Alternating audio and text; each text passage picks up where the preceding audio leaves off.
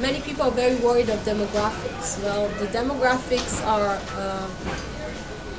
if you know, there is a challenging dispute in Israel about how many Palestinians are really in Yehuda and Shomron, but when I think about those areas that the Jewish nation belongs to, and we don't want to withdraw from them. And I think for too many years the right-wing people in Israel were ashamed to say that this is what we really want. I think that if we'll start a process of annexing, let's start with Area C. Area C are the area that all the Jewish communities are built in. And there are 100,000 Palestinians there.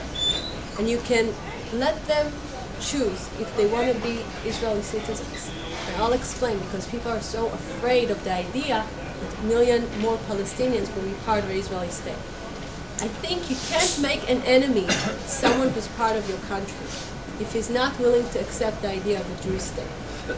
And I think that accepting the idea of a Jewish state is not just by declaration, but also by sharing the same duties as rights. And as you all know, in Israel, people are obliged to do 3 years of army. So I think that it's about time for all people in Israel to do the same or equivalent of national service. Those people that would like to be equal citizens will have to serve 3 years either in the army or in a national service.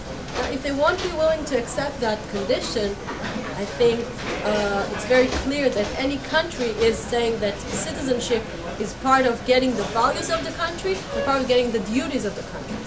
And I think that those people that want to be part of Israel society, like Palestinians from East Jerusalem, that have the right to vote for the Israeli parliament or to the Palestinians, they can choose. They never really used that right that they had in their hand because they said, let's enjoy life in Israel without having political responsibility. So I think that if we'll go in this way of thinking, of annexing the land and giving them the opportunity to be citizens, I think this will be under those conditions and under, some will say, a strong Jewish constitution that will say that it will always be a Jewish state and not a binational state. That of course I'm totally against that idea. I think it's a good way of thinking that we start blocking this unilateral way of the Palestinians to go to get accept all those countries that are trying to declare on the Palestinian state in the 1967 borders without them paying anything. So I think that it's a good thing for Israel to start working in this direction, because at the moment the assumption of the Palestinians is that time in the Middle East works bad for the Israelis. And it's about time for Israel to change the rules of the game and to say time in the Middle East can work bad for the Palestinians, because when they're not sitting to negotiate, Israel keeps on doing this. I think that to annex is a good way to start to say time works bad for you, not just for Israel. Think about it. It's not easy. Yes. Okay, you spoke about how we have to change from using security terms to moral terminology. How can Israel speak in moral terms to America when it's something that is more emotionally felt? How can we make America understand that, what we feel is our right, they need to understand that and back that up? Well, I think that America is very open. I know that the Bush administration was definitely accepting the idea that the Jewish people have the Jewish land, and for many years, all the international community declaration about the right of the people to exist was because the biblical ties we have. The Balfour Declaration was about that, and the UN resolution was about that. They all declared about the Jewish people to exist in the land of Israel because it was the promised land. And I think that we need to repeat it. Menachem Begin used to say that, David Ben-Gurion used to say that, and I think it's convincing, if you really believe in it, first of all, the people of your own country. You need to say that in order to educate the people of your own country what you're fighting for.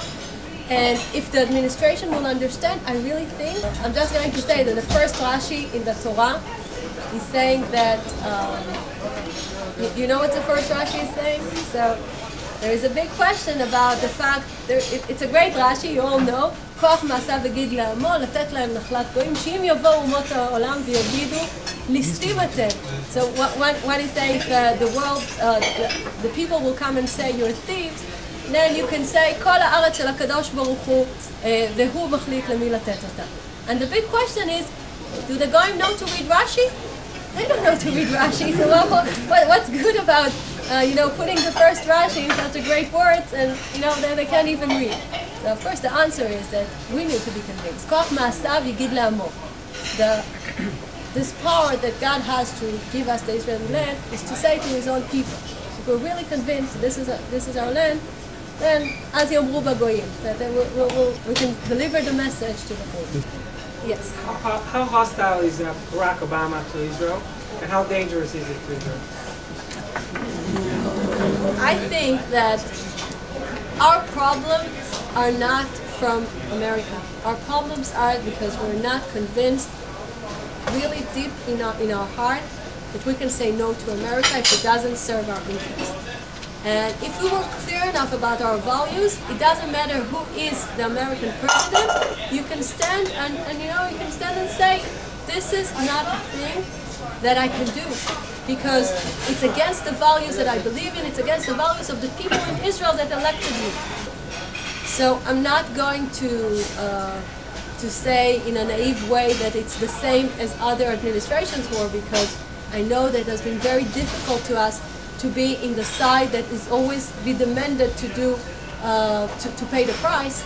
But I do think that the problems of Israel's hasbara is because we keep on saying it's complicated instead of saying it's ours.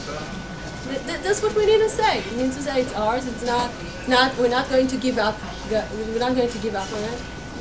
We need to be much more clear about who we are. Yes.